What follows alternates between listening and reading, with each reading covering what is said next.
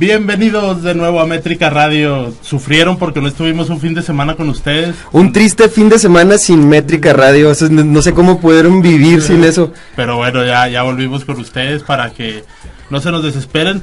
Y tenemos un programa muy chido hoy. Estamos esperando al profe Borunda para hablar de lo que todo el mundo está hablando, pero nosotros desde otra perspectiva. Borunda es un apellido que siempre me ha dado tanto miedo, desde que tuve una novia que se apellidaba así. ¿Y qué te hizo? Y no. ¿Qué te hizo, Ricardo? No, ella también se apellidaba Borunda. Bueno. ¿Y qué me hizo? Me destrozó el corazón. Sí, tú, me estás oyendo, tú. Bueno, el profe Borunda es a todo dar, no tiene nada que ver con la exnovia de Richie. Es a todo dar y vamos a hablar de García Márquez, de literatura aquí en Chihuahua y de los eventos que está viendo aquí en la ciudad y en el estado. Ahorita ya empezó el festival Bulla ya en Parral. Bulla. Sí, allá anda un amigo de nosotros que se llama Eli. Un amigo de casi todos los de Métrica Radio que se llama Eli Loya, y anda allá. Espero que le esté yendo muy bien, porque pues lo invitaron a que se echara ahí sus rolitas. No, y le deseamos mucho éxito al festival en sí también, porque sí, pues es un esfuerzo padre, ¿no? 20 pesitos cuesta la entrada ahí para al auditorio del, ¿cómo se llama? El Foro Villista. El Foro Villista, para entrar a ver cuántas, como 10 bandas. Igual y 20 pesos hasta si te hace un rol ahí por el estacionamiento, te los encuentras tirados, ¿no? Simón. Y ya puedes entrar al festival. La gente anda tirando el dinero en la calle. Bueno, pues vamos a empezar con una rolita. Tenemos algo más que del contenido del programa. Okay. Vamos a hablar acerca del fútbol americano, que ha sido incluido como deporte olímpico en sus diferentes facetas. Oye, equipado, tochito, de playa. Ay, no manches. Esas 3 categorías. ¿Desde cuándo hay fútbol americano de playa? Ay, no has vivido, Victorín. No has vivido. Manches, fútbol americano de montaña.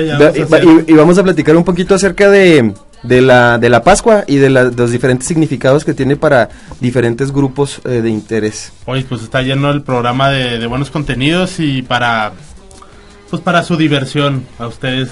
Para que se le pasen chido. Y tú también, Bobby. Bien, Morales, ¿eh? Bien. Felicitamos a Bobby porque es tío por vez primera. Ayer nació su sobrino. Excelente. Su sobrino que se llama Chutín. Anda, pobre Jesús Agustín. Chutín. Todavía ni nacía, ya tenía apodo. Una familia buleadora, ¿no? Buleadora, sí. Pero bueno, le felicitamos porque está chido que ya sea tío. Igual no? Y nunca será padre, pero tío ya es. Sí. Nos vamos con una rolita de Jorge Drexler, que es favorito de aquí de Métrica Radio. Se llama Sanar y es para todos los que les duele el corazón por alguna pena moral y amorosa. Por Borunda. A salud. Por la novia de Rich. Sanar.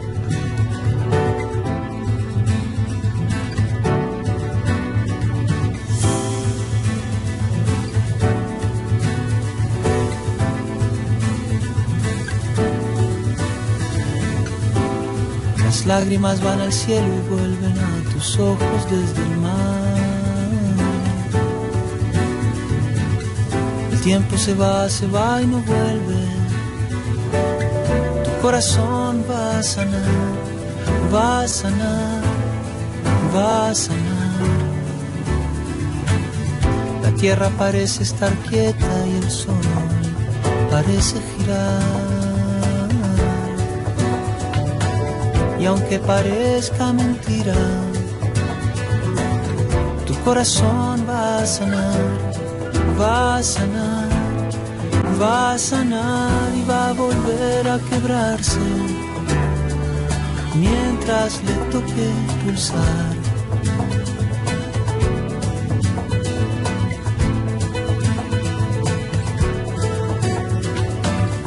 Y nadie sabe por qué un día el amor nace, ni sabe nadie por qué muere el amor un día. Nadie nace sabiendo que morir también es ley de vida.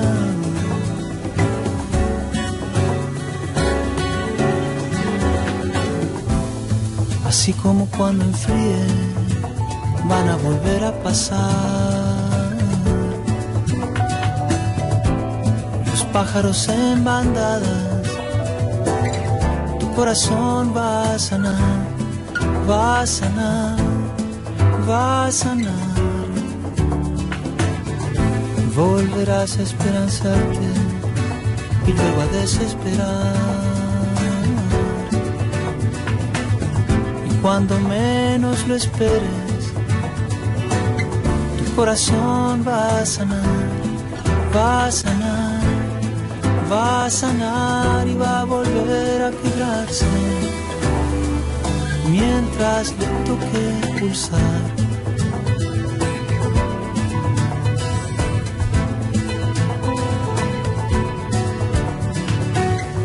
Nadie sabe por qué un día el amor nace, ni sabe nadie por qué muere el amor un día. Nadie nace sabiendo que morir también es ley de vida.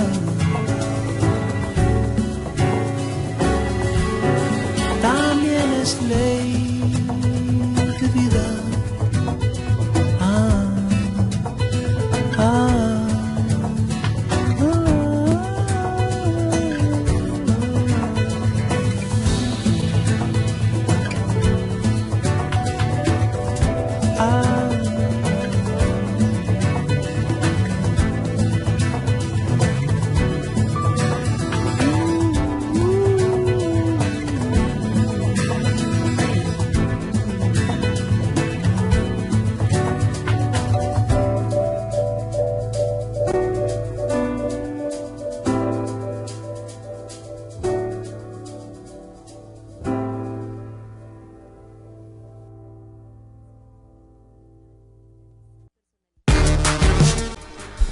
Y volvemos a Métrica Radio. Eso que escucharon fue Sanar de Jorge Drexler, el cantautor uruguayo, que nos gusta mucho aquí en Métrica Radio.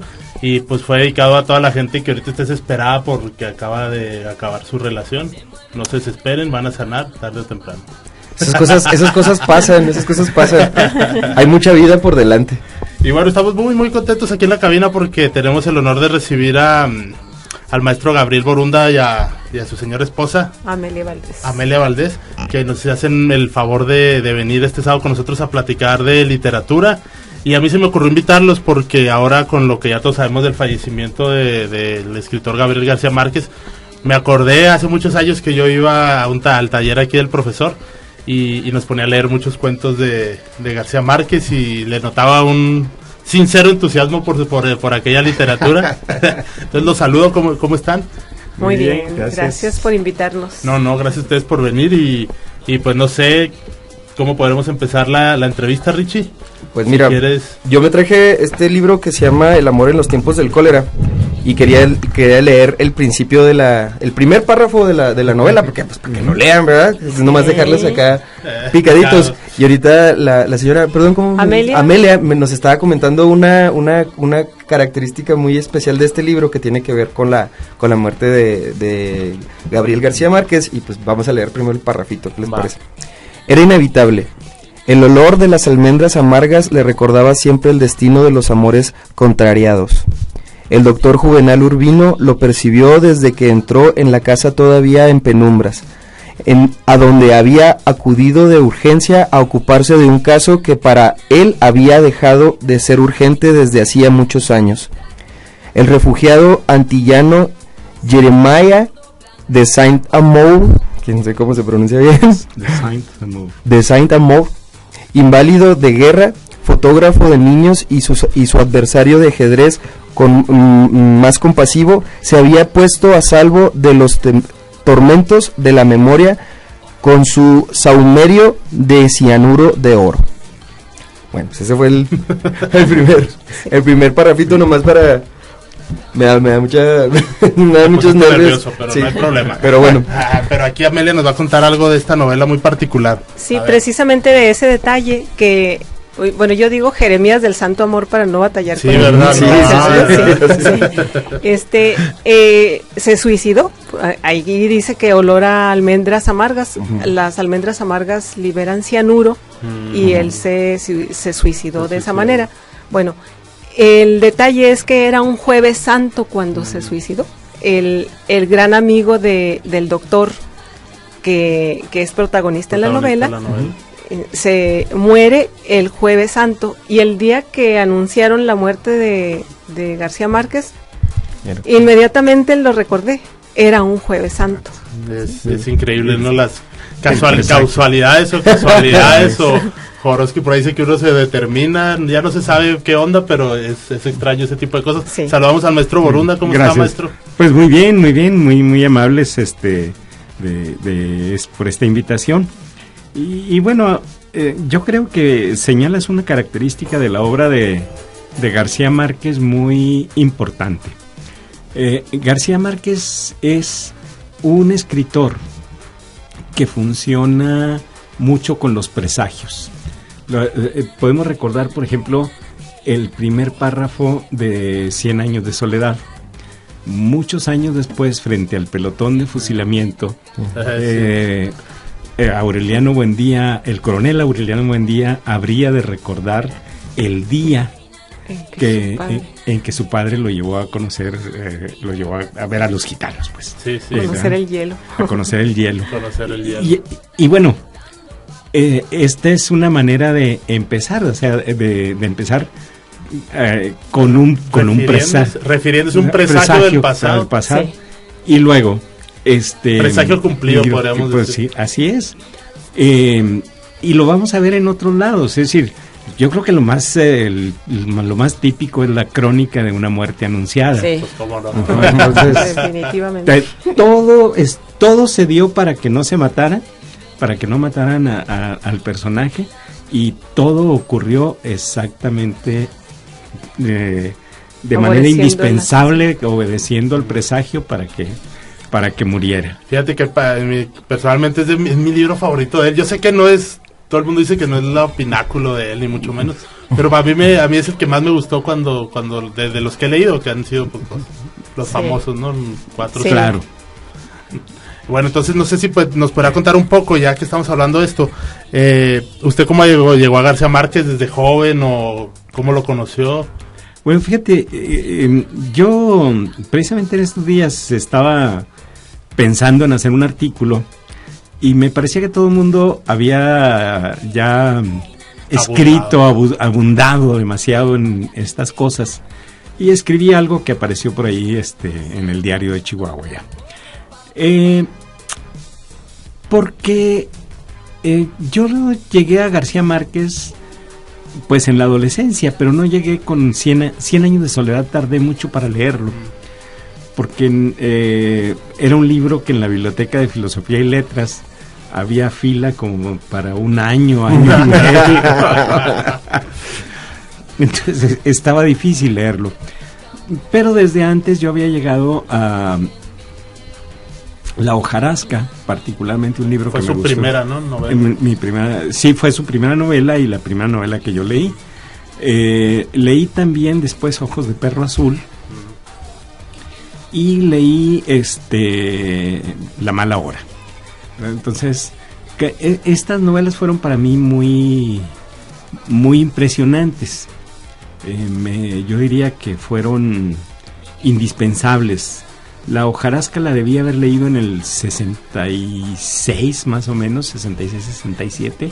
Disculpe, lo interrumpa. ¿Ya García Márquez era muy famoso como ahora en aquellos años? No, para nada. No.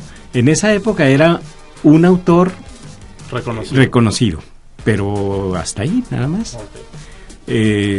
García Márquez llegó a ser, yo diría, si hoy nos fuera dado, como en los 10 primeros siglos del cristianismo, a ser santos, diríamos que San Gabriel García Márquez tendría ese carácter. Todos los méritos para porque los santos eran santos por su mención popular, ¿verdad? Sí. Es decir, la gente determinaba quién era santo.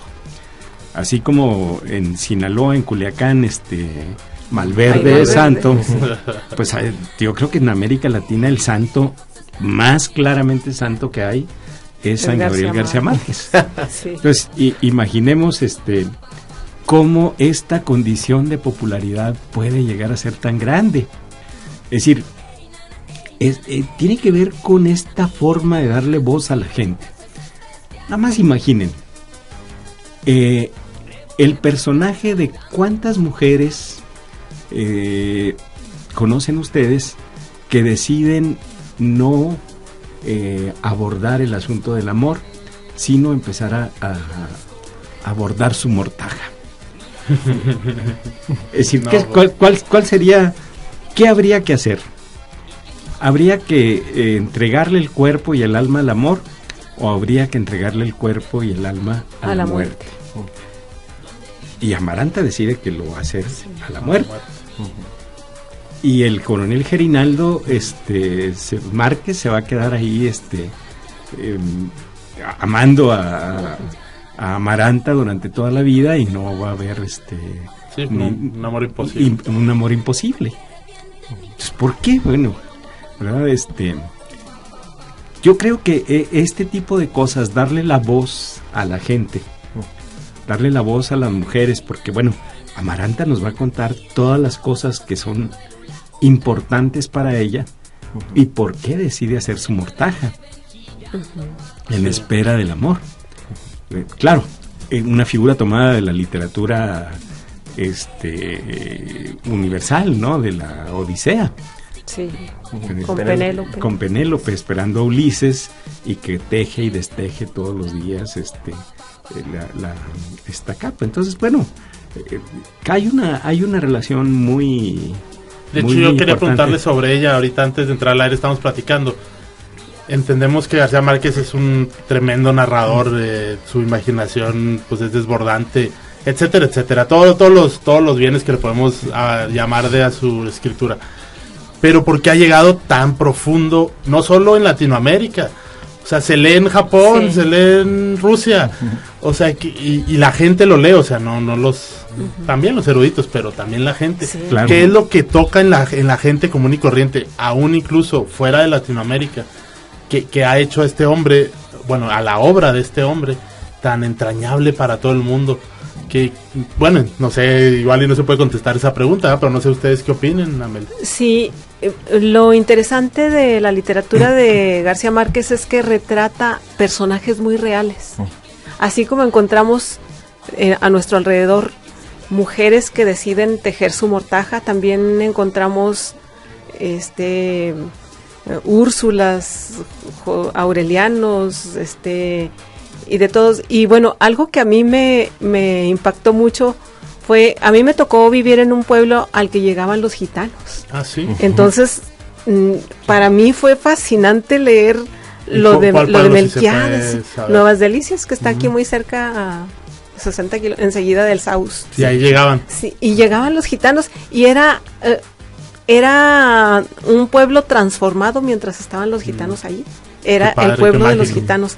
Entonces, y eran fascinantes, porque desde que llegaba el camión de los gitanos tocando las cumbias de Sonia López, todos los chiquillos detrás del camión a colgarse del camión, y algunos con las sacudidas se caían, pero corrían, otros y como que era con unas competencias a ver quién se mantenía en el camión, y ya para cuando llegaban a un terreno baldío que después de algunos años sería la plaza, estaban rodeados de chiquillos, entre ellos yo, ¿sí?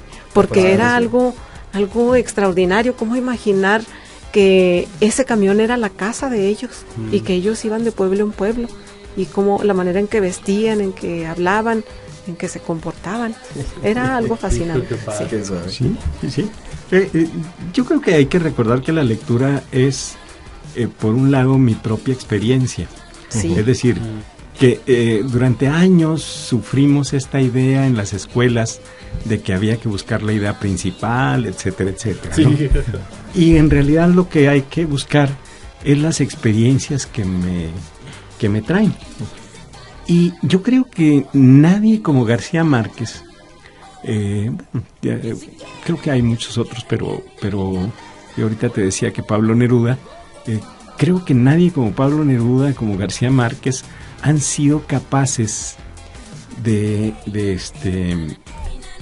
llevarnos a esta magia tan fenomenal que nos da el habla y la voz de la gente. Y cuando digo el habla, no quiero decir que él escribe sin ninguna técnica, no. Cuando digo el habla me refiero a que sabe encontrar el tono que nosotros buscamos, en el que nosotros referiríamos nuestras propias historias. Es extraño, pero uno siempre recuerda a Rulfo un poco, ¿no? O sea, sí, claro. Porque es que esa voz popular también es inmensa. Ahí es, sí, claro. Y bueno, García Márquez decía, si a mí me dieran a escoger, yo hubiera preferido escribir Pedro Páramo. Pero probablemente Pedro Páramo no ha sido tan leído como 100 años de soledad. Que es un libro muy diferente. Sí. Hablando así de 100 años de soledad, muchas personas lo han comparado a una como que a un microcosmos de todo lo que es América Latina, ¿no? Claro. Sí, efectivamente. Claro.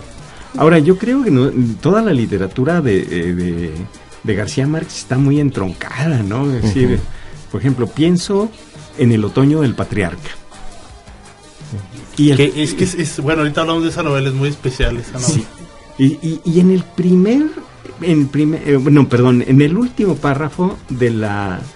que bueno, decir el último párrafo es increíble porque es todo el primer... ¿Cómo empieza? Es un capítulo completo. Que lo sacó después del Nobel, ¿no? Bueno, no, es antes, es anterior. Sí, antes.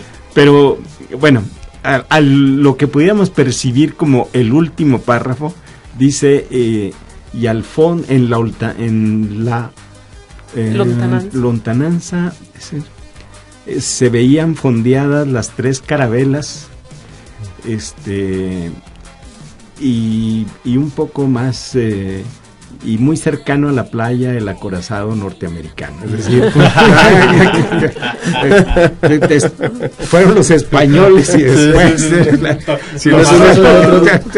entonces tomaron el relevo. Sí, un círculo pudo haber puesto ahí la flota inglesa o francesa. Es que dentro de las novelas de caudillos latinoamericanos, pues este es particular, ¿no? Bueno, ustedes me desmienten, yo me da pena a veces opinar frente al maestro, pero bueno. No, adelante. Pues es la que él se pone un poco del lado del caudillo. Cosa extraña en ese tipo de novelas, porque generalmente, aunque si bien no es que estén, por ejemplo, otras novelas de caudillo, no es que estén en contra del caudillo tampoco, están un poco a una distancia, ¿no? Y en esta no, está a favor del caudillo. Y sí, lo está viendo... Bueno, no a favor, sino como muy dentro, muy cercano al caudillo. Sí. Nos está planteando un problema fundamental, ¿no? Es decir, no hay seres humanos buenos ni seres humanos malos. Uh-huh.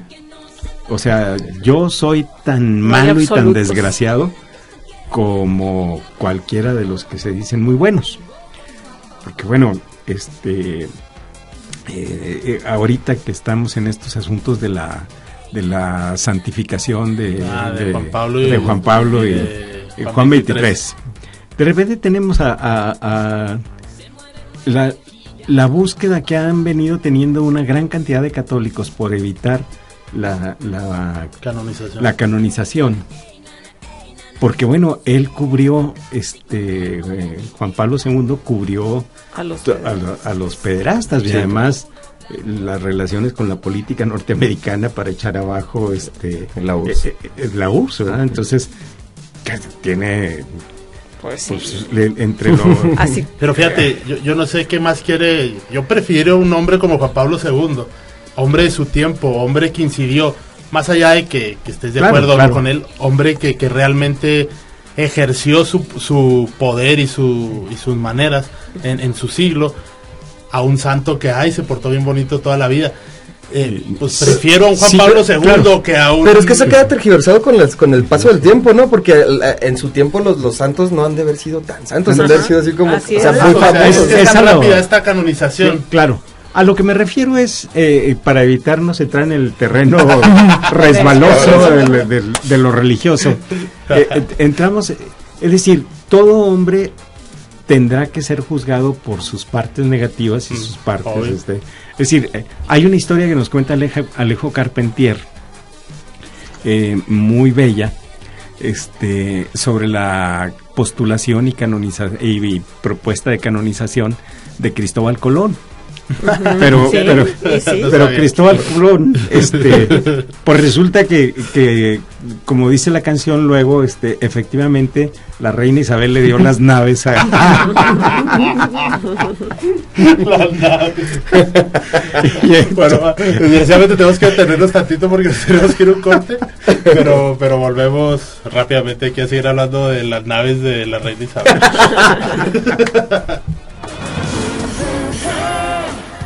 Radio Universidad 1310 de AM. Radio Universidad. La otra radio en su radio.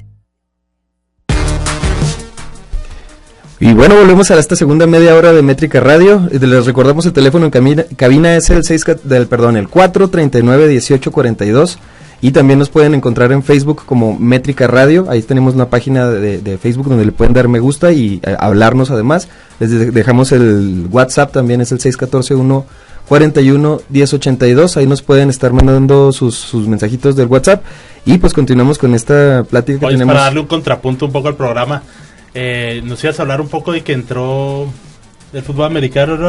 Hombre, amigo, pues, ahorita más al ratito ya agotamos un poquito más el tema. Bueno, con el maestro no la vamos a acabar, aquí se nos va a ir la media hora. Unos 15 minutos antes hablamos ya de los temas porque son chiquitos los demás.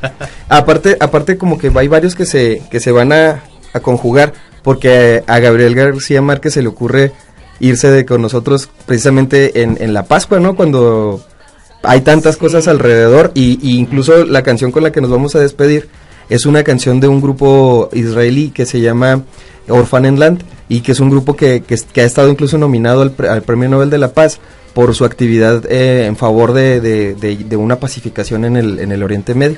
Entonces, pues todo viene a mezclarse, ¿no? En estos días de Pascua y de abandono de las letras, ¿verdad? de García Márquez. Yo tengo una pregunta para ustedes que lo conocen tanto, que lo han leído tanto, que lo han vivido. Gabriel García Márquez en los 60s decide venir a vivir a México y a quedarse aquí durante todo ese tiempo. Después de haber vivido en Cuba, después de haber vivido en Barcelona, después de haber estado en otros lugares donde pudo haber sido, pues, donde podría decirse que había más libertad. Bueno, en Barcelona en esos tiempos no, ¿verdad? Pero en otras partes sí había más libertades o más cosas a su favor.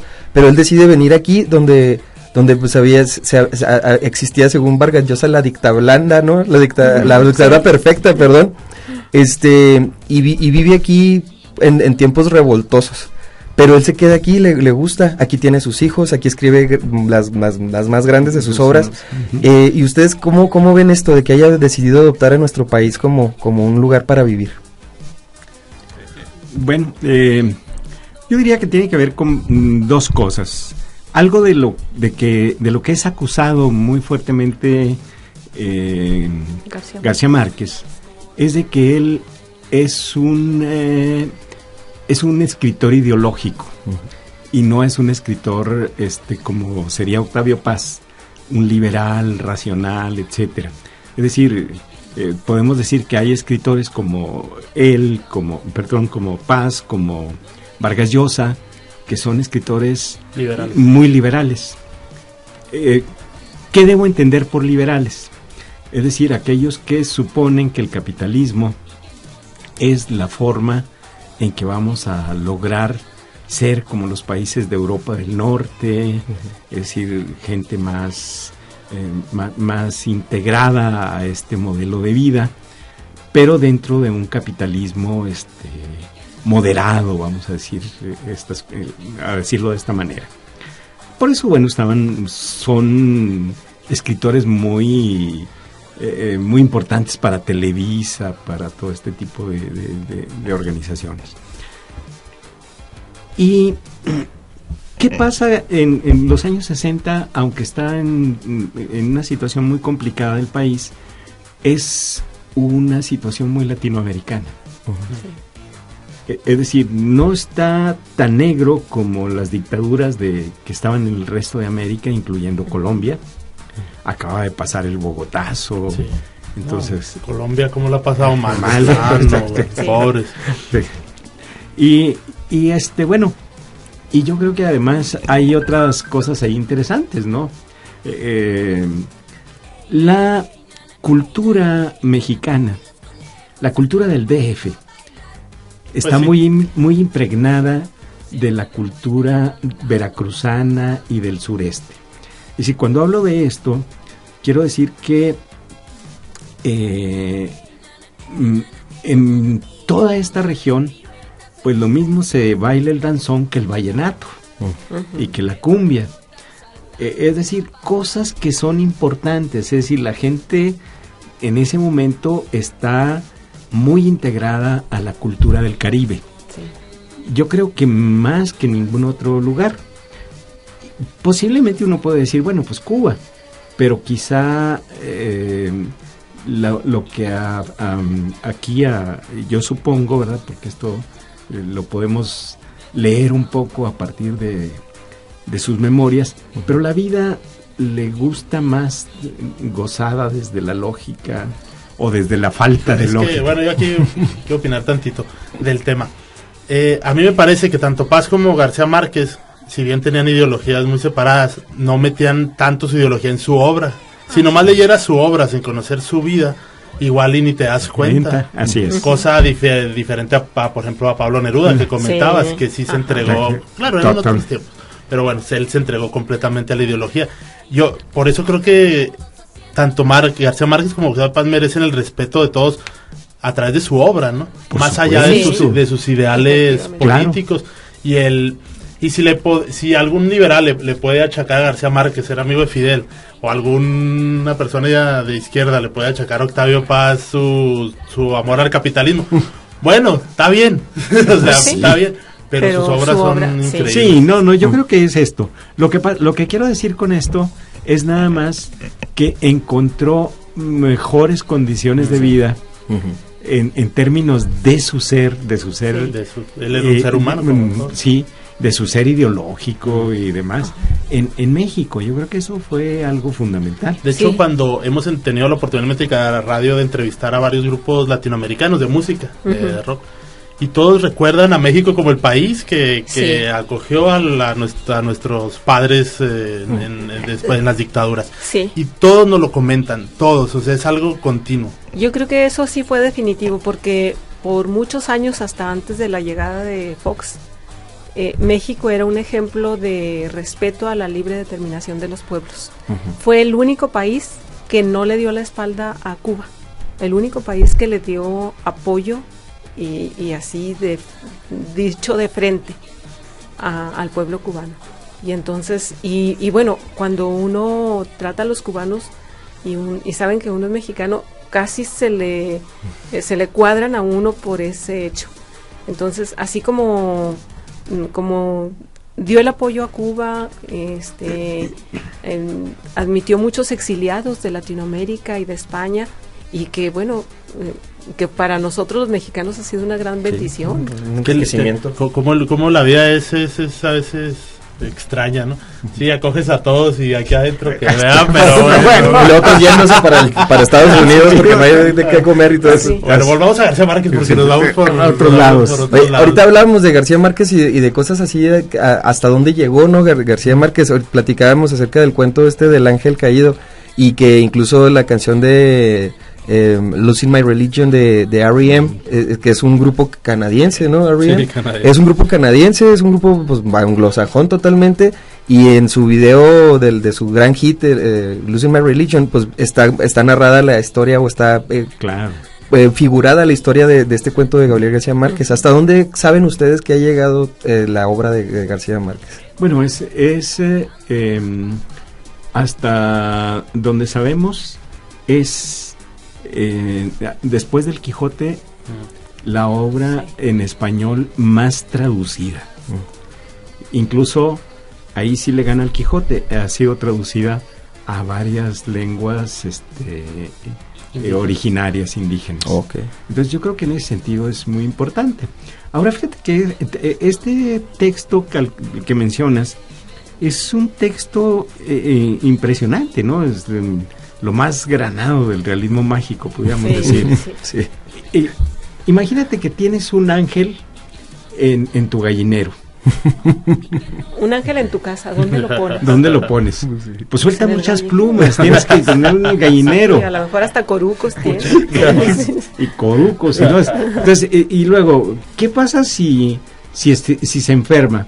¿A quién llamas? ¿Al doctor o al veterinario? Entonces, o a la iglesia. Entonces, te plantea una serie de cosas que tienes que valorar desde esta perspectiva de lo que llamaríamos el realismo mágico. O sea, imaginemos, todo el mundo nos habla de los ángeles. Pues sí, pero los problemas concretos de los ángeles son muy complicados, porque pues un aletazo sin cuidado dentro de la casa y te quiebra 1000 cosas, etcétera, ¿no? Entonces, pues sí, qué buena onda Los Ángeles y todo esto de la angelología, pero pues no, ya de manera concreta te plantea muchos está problemas. Complicado tener entonces, más vale mocharles las alas, ¿no? O ponerlo en el gallinero. Como a los perritos el rabo. O sea que si tienes a alguien con muchas alas en la casa y tú no sabes apreciarlo o no tienes manera de darle espacio a esas alas, pues mejor se las cortas. Pues sí. Qué triste, ¿no? Pues ese es el problema. Tantos genios frustrados ahí. Pues sí. Sí. Pero ese es el problema que te plantea el realismo mágico. O sea, ¿cómo resuelvo estas vidas extraordinarias de manera sensata? Es decir, de manera creíble. De manera, nadie lo está creyendo, pero de manera verosímil, podemos decir. Coherente con la narración. Con el mundo que se está narrando. Ahora, no es una invención, la charra chihuahuense está muy entroncada con esto, ¿no? Es decir, recordemos que la charra es hiperbólica, ¿no? Recordemos la más conocida, que es la del Piporro, cuando andaba en las selvas de Chihuahua, cazando un lobo, y ligazo en un ojo, y ligazo. Y si no me lo quieren creer, vayan a Santa Eulalia, Chihuahua, ahí está. Pidiendo limón de león. El león. Y dice, una limonita para este pobre león ciego, ¿no? Sí, es una historia redonda, completa. Ya si te lo preguntas, si o no, es la Sí, va a ser la coherencia, ¿verdad? Es absoluta. Entonces, es que eso es lo que lo hace popular a García Márquez, o sea, lo que nos cuenta es parte de lo que contamos. De lo que somos. Imaginemos, por ejemplo, esta zoología fantástica de Chihuahua, de la que yo estoy por ahí con un libro prometido desde hace un año por lo menos, y que tengo varias cosas, pero imaginemos, hay un animal más siniestro que el chirrionero en Chihuahua. Es decir, nada más se le prende a las mujeres de los senos. Si lo dejan se anida ¿dónde? Tremendo, ¿no? Entonces, chirrionero. Pues esto es parte de esta realidad mágica, ¿no? ¿Cómo entendemos las cosas, no? Pues, ¿quién no recuerda, por ejemplo, estos casos en donde el diablo castiga a una mujer muy bella y vanidosa, va e incendia un antro o un lugar donde se baila, ¿no? Sí. Y estas historias están... pues aquí en el ruidoso, donde se apareció. A donde es ahora el INEGI. Ahí se decía que... Esperemos que las estadísticas estén a buen recaudo. Sí. Porque lo habrán puesto en ese mismo lugar. Yo no me atrevería, pero bueno. Entonces, el realismo mágico es ¿cómo hago creíble esto? Pero además, ¿cómo lo rescato desde la voz de la gente? Claro. Sí. Porque uno puede decir, bueno, hay historias como la del chirrionero, pues que en el Chihuahua rural de hace 50 años, pero no, estas del diablo que son que siguen de ahí de hace 5 años, de hace 6, entonces hace un rato. Entonces, seguimos siendo un pueblo pues que es algo que se trae, ¿no? No cabe duda que, bueno, no sé si me va a pasar un poco de lanza, pero no cabe duda que pues es que la cuestión indígena todavía vive entre nosotros. Claro, ¿no? Y convivimos, nuestra forma de ser tiene que ver todavía. Sí, claro. Y qué padre que en las obras de García Márquez nos podamos reflejar. Oye, incluso podemos verlo hasta en la forma en que hablamos. Cada forma de hablar de al menos de las regiones del país, sí, tienen que ver con el grupo étnico que estaba. Por ejemplo, si tú ves a los rarámuris, ellos usan mucho la shh. Y nosotros no podemos evitar decir chile chilacochochenta, ¿no? y incluso en Oaxaca tú ves a la gente que como es aferrada y que esto y lo otro, pero pues ves a los zapotecos, a los mixtecos y sí, así son, así es su idiosincrasia, aferrados y jerárquicos y así es las personas. O sea, la etnia que nos acoge, a final de cuentas, aunque la hayamos apartado, pues nos deja muchas cosas. Y bueno, ya hay un dato científico, ¿no? El sexenio pasado hicieron el genoma mexicano. Pues sí. Y nos dice que el 88% de nuestros genes son indígenas, por más que queramos decir que... ¿Sí? No, yo sí me veo al espejo y digo, sí. Aparte tú eres de allá, amigo. Acojo mi genética, con gusto. Tú eres por más que en las cantinas pongan muy altos los mingitorios. Pero el banquito les tiene. Bueno, pues habrá que conocer qué padre tema sacaste de los grupos indígenas y el pueblo ya mestizo, nosotros. No cabe duda que falta muchísimo trabajo para conocer todas esas historias que cuentan, por ejemplo, los rarámuris. El maestro Servín, por ejemplo, está haciendo algo al respecto, que es muy importante, y así en todos lados del país, ir dándonos cuenta que somos eso y que tenemos que conocernos a nosotros mismos, conociendo esos mundos. La valentía como la que tuvo Gabriel García Márquez de expresar lo que vivía en su pueblo, de hablar, de decir, miren lo mágico que es mi Latinoamérica, ¿no? Sí. Y compraron, o sea, se compró las ideas y el imaginario de todo el mundo. El vato llegó a todas partes, pero pues lo hizo simplemente así, siendo quien es, expresándose como su pueblo. Sí. Y muchos a mí se me hace muy triste de repente cuando veo a algunos chicos que escriben de aquí de la localidad y luego que se ponen a hablar que en tal lugar de Inglaterra y en tal lugar de acá, pues sí, aquí hay mucho de qué hablar, no, y fíjate, cómo enamorar. Por ejemplo, a mí me da, cuando veo los textos de los jóvenes de secundaria o preparatoria, ves tú que tienen como centro, por ejemplo, la recuperación, ahora que anda muy de moda, de estos personajes como los duendes, por ejemplo. Sí. Y vaya, es desconocer que en nuestra condición de nuestros pueblos originarios ya tenían duendes de la tierra. Sí, claro. ¿No? Los chaneques, o cheneques, ya no me acuerdo, pero que están presentes y que de repente te roban las cosas y ya. Yo los conozco por otro nombre, con nombre y apellido, incluso los conozco. Yo también. Pero bueno, hay que conocer todas estas lenguas. Y otra pregunta que yo tenía para ustedes, el premio Nobel, no sé, yo pues no recuerdo cuando le dieron el premio Nobel a García Márquez.